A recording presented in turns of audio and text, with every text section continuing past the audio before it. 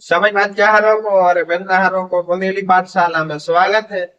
आज अपन कक्षा 10वीं के विज्ञान के अध्याय 1 रासायनिक अभिक्रिया और उनके समीकरण के बारे में पढ़ेंगे। ठीक है कि रासायनिक अभिक्रियाएं क्या होते हैं, उनके समीकरण क्या होते हैं, उनको लिखने का नियम है, ये सब अपन अवश्य पढ़ ले हैं। 11वीं 12वीं में अभी काम है यार, हमें तो इम्पोर्टेंट है। ये विज्ञान की रीढ़ की हड्डी माने जाते हैं रासायनिक अभिक्रिया। तो आप वीडियो शुरू करत है बिना कोनो देरी करे। तो अपन अध्याय 1 रासायनिक अभिक्रिया और उनके समीकरण। तो सबसे पहले अपने लाने जो पता हो वो जरूरी है कि रासायनिक अभिक्रिया क्या होते हैं।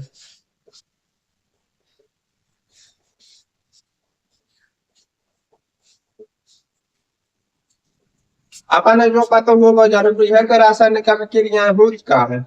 तो देखो सरल उदाहरण देख लो। अपन दूध के लाने जब सवेरे जम्बी डाल देते हैं तो अगले दिन देखा था कि वो दूध दही में बदल जाते हैं वो। ठीक है, खाना देते हैं को अगर आज अपन ने खाना बना लो, शाम के खत्म नहीं करे तो अगले दिन देखा तो वो बसार लगाते हैं। तो अपन में कहते कि खाना पुसेगा है क्या नहीं, तो वो खाना पुस क्यों सजाते हैं, कभी अपन ने दिमाग लगा हुई कैसे खराब हो जाते हैं को। तो उनमें क्या होता है, ऑक्सीकरण अभिक्रिया हो जाता है। ठीक है, नमी ऑक्सीजन के द्वारा खाना को खराब हो जाए वो क्या कहलाते हैं वो, विकृत गंधता, मतलब आसान लगा को बुरा करो सब, है ना। ब्याह में अपन ने देखो जे के बहुत सारे वो सब्जी बना लेते हैं के, तो वह 10-11 बजे रात के बाद वो खट्टी खट्टी सी लगन लगाते हैं, तो माने वह घुस जाते हैं। तो ये सब रासायनिक अभिक्रिया हो जाते हैं। ठीक है, तो अपन ने समझ में आ रही है कि रासायनिक अभिक्रियाओं में क्या होता है। देखो दो आदमी से अधिक पदार्थों का आपस में मिलकर नए पदार्थ को बनावो रासायनिक अभिक्रिया कहलाती है।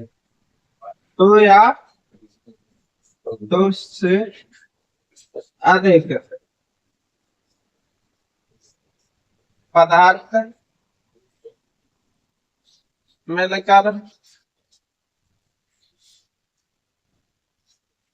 नया पदार्थ बनाते हैं। तो लिख लो जब, तो इसे रासायनिक अभिक्रिया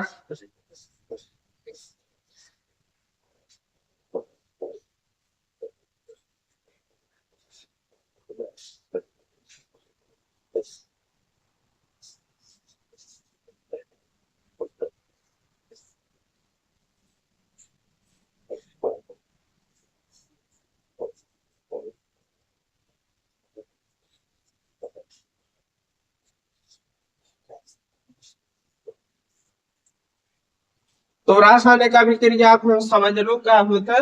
जब दो या दो से अधिक पदार्थ मिलके कौन नव पदार्थ बनाते हैं तो वही रासायनिक अभिक्रिया कहते हैं। ठीक है, समझ में क्या है, पेन कापी उठा लो और ये परिभाषा लिख लो, बहुत सरल है और इम्पोर्टेंट है की।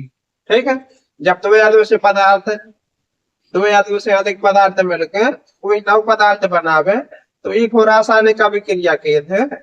इसमें अवस्था बदल सकते कोनो पदार्थ की, या ताप बदल जाता है, ठंड हो जाए तो गर्म हो जाए, गर्म हो जाए तो ठंड हो जाए, या फिर उसमें खुशबू आ रही हुई है तो हो सकता है बदबू आने लगे, या बदबू आ रही हुई है तो हो सकता है खुशबू आने लगे।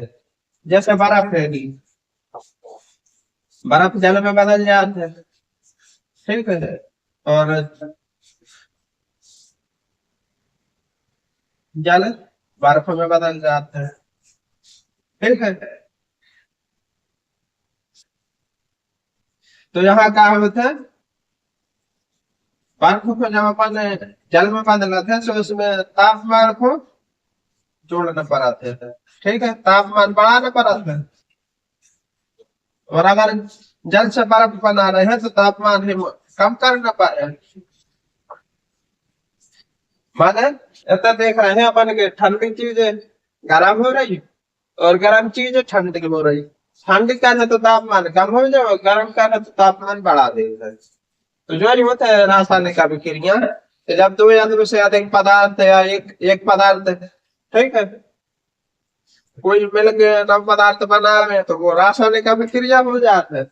इसमें या तो ताप बदल रहे हैं, ठीक है, या अवस्था बदल जाए उसकी, भौतिक अवस्था, जैसे ठोस हो जाए तो द्रव हो जाए, द्रव हो जाए तो गैस हो जाए, गैस हो जाए तो कछु भी हो सकता है तीन अवस्थाओं में से, या फिर उसमें से वातावरण कछु कछु भी आ सकता है। तो जो ही होता है रासायनिक अभिक्रिया है। तो रासायनिक अभिक्रियाओं के बाद आते हैं वो रासायनिक समीकरण।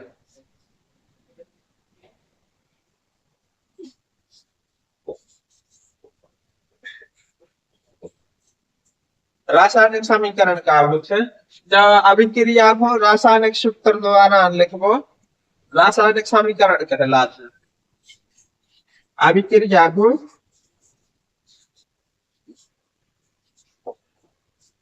सूत्रों एवं कृतिकों के द्वारा सरल रूप में लिखना।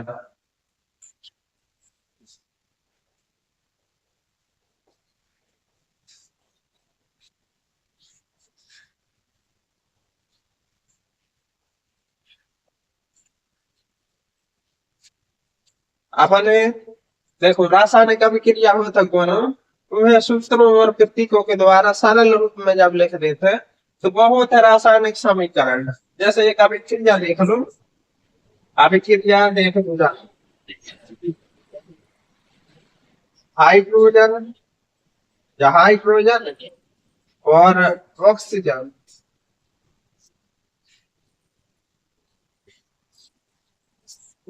क्या बना देते हैं, जल।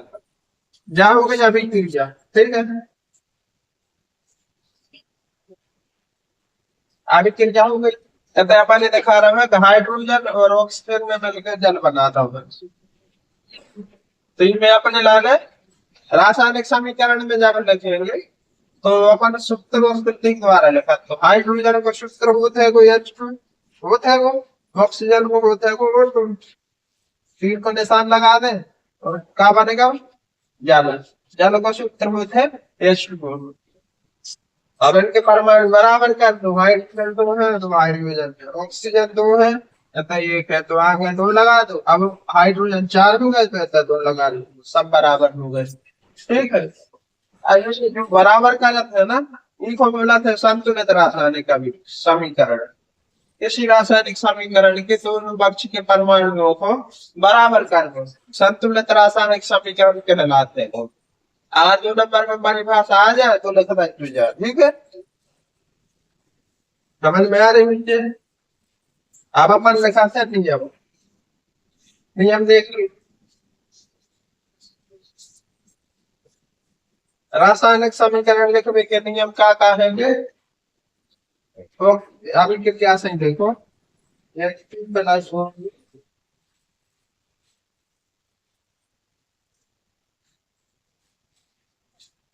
तो यह पिक्चर यहाँ में दिखाई दे रहा मुझे कि आविष्कार है कि एक तरफ में जाता है उत्पाद एक तरफ में जाता। आविष्कारक और उत्पाद का मतलब जो रासायनिक अभिक्रिया में भाग लेते हैं जो पदार्थ, ठीक है, उनको बोला था अभिकारक। जो अभिक्रिया में बन जाते हैं उन्हें बोला था उत्पाद। तो ये हो गया अभिकारक, ये हो गया उत्पाद। जो पदार्थ अभिक्रिया में भाग लेते हैं वे अभिकारक होते हैं, जो अभिक्रिया में बनाते हैं वे उत्पादक होते हैं, ठीक है, समझ में आ रहा है को। तो ये को नियम का है रासायनिक समीकरण लिखने को, क्या कारण वो है तीन बिना सारी के बाईं ओर लिखा था और उत्पाद को दाईं ओर लिखा था, ठीक है, अभिकारकों को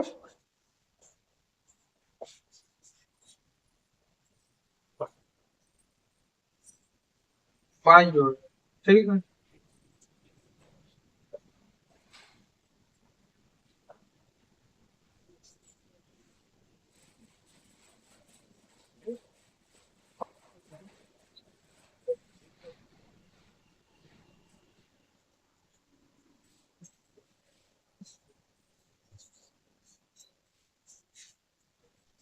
अभी कार्य को ही लिखा था बाईं ओर, उत्पादक को दाईं ओर लिख देना है, जो होगा पहला नियम। ठीक है।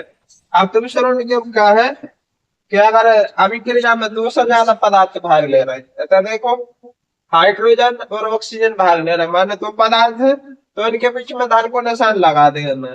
ठीक है। जब अभिक्रिया में एक से अधिक पदार्थ भाग लेते हैं, तो उनके बीच में धन का निशान लगा देते हैं। अभिक्रिया में एक से अधिक अभिकारक या उत्पादन होने पर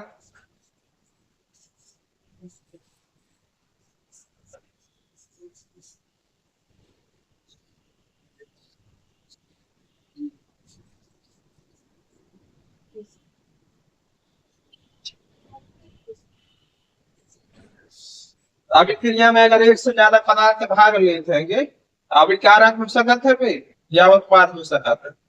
एक अभिकारक से अगर दो उत्पाद बन गए, तो उनके बीच में तीर को निशान, धन को निशान लगाना। तो अगर एक से ज्यादा पदार्थ अभिक्रिया में भाग ले रहे, तो उनके बीच में धन को निशान लगाना। समझ में आ रहा है? अब तीसरा नियम क्या है, अगर ताप दाब या आयतन का शुभ बदल रहा है, तो वह तीर के निशान के ऊपर लिख रहे हैं या नीचे लग सकते हैं। ठीक है। ताप बदल रहा है या दाब या आयतन का शुभ बदल रहा है, तो उसे तीर के निशान के ऊपर नीचे लिखना है। यदि ताप दाब या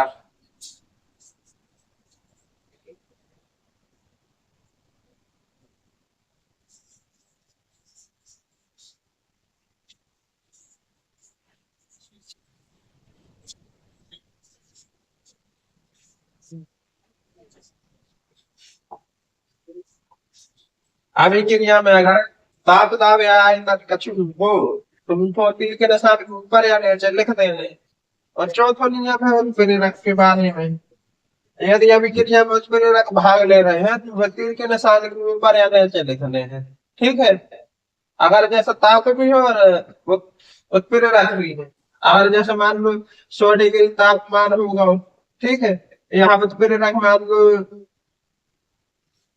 ये भी और फिर कछु भी है, तो वह तीर के निशान के ऊपर नीचे कैसे लिख सका है? तापमान है 100 भी लग सका है, ये 100 भी लग सका है। ठीक है, मगर लिखना है। ठीक है, समझ में आ रहा है?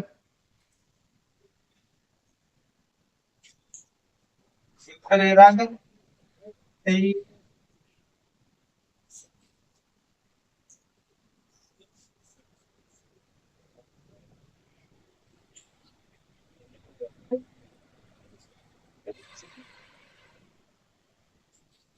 मेरे राज को तीर के निशान के ऊपर कहने से लगने पड़ा है। और जो 5वें नंबर पर पॉइंट है, वो इम्पोर्टेंट है। वो क्या है पॉइंट? दोनों पक्ष के पदार्थ के परमाणु बराबर होना चाहिए। दोनों पक्ष के तत्वों के परमाणु बराबर होना। ठीक है, जे है इम्पोर्टेंट चीज है। इनमें से तीन जो ऐसे कछु भी पूछ सका था पेपरों में, तो अपने लाने ध्यान रखने हैं। जब अभिक्रिया का मतलब है जब दो या दो से अधिक पदार्थ मिलकर कोई नव पदार्थ बनाते हैं, इसमें ताप बदल सकते है, अवस्था बदल सकते है, सुगंध या दुर्गंध कछु भी आ सकते है, तो मैं बोला था रासायनिक अभिक्रिया। ठीक है। और रासायनिक समीकरण का होता है, रासायनिक अभिक्रिया को सूत्र और प्रतीकों द्वारा लिखो। रासायनिक समीकरण कहलाते हैं। रासायनिक समीकरण लिखने के कुछ नियम है। तो पहला नियम क्या है, क्या भी कारकों को तीर के निशान के बाईं ओर लिखना है, मतलब उल्टी तरफ, और उत्पाद को दाहिनी तरफ लिखने हैं। और दूसरा नियम क्या है, वो अगर रासायनिक अभिक्रिया में एक से ज्यादा पदार्थ भाग ले रहे हैं, या फिर रासायनिक अभिक्रिया में एक से ज्यादा पदार्थ बन रहे हैं, तो उनके बीच में धन को निशान लगाने हैं। ठीक है। और तीसरा नियम क्या है कि अगर ताप दाब आयतन का शुभ है तो उसके लाने तीर के निशान के ऊपर या नीचे लिखना है। और चौथा नियम क्या है, उत्प्रेरक भाग ले रहा है तो उसमें तीर के निशान के ऊपर या नीचे लिखना है। ठीक है। और सबसे इम्पोर्टेंट पांचवा नियम है। पांचवा नियम क्या है कि दोनों पक्ष के परमाणु बराबर होने चाहिए।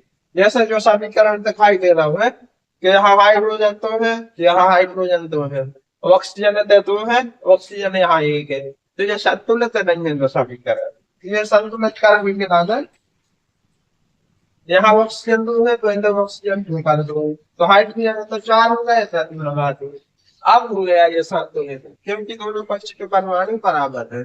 ठीक है। ये बताओ है रासायनिक अभिक्रिया और उनके समीकरण। तो ये फटाफट रजिस्टर में लिख लो।